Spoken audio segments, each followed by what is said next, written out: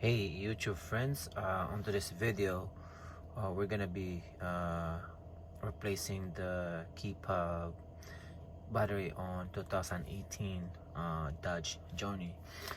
The way you do it, just first we need to remove the door key first. Just slide this one forward and pull the key, and there's a little slot here, and you could just get some coin right here, and you could pry this one open to replace the battery, just like that, and it will pry open, and then just open it, and here's your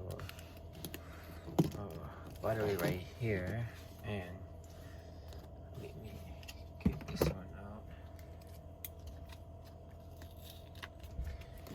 and just get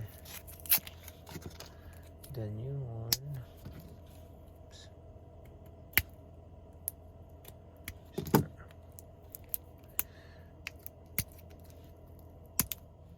Alright, so you could just take the old battery out and put the new one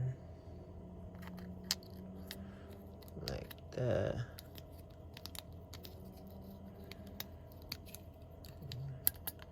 The new one, and then you can just close the keypad, just press it together, and that's it, and just put your key back right here. All right, please like, share, comments on this video if you have any question, and also please subscribe.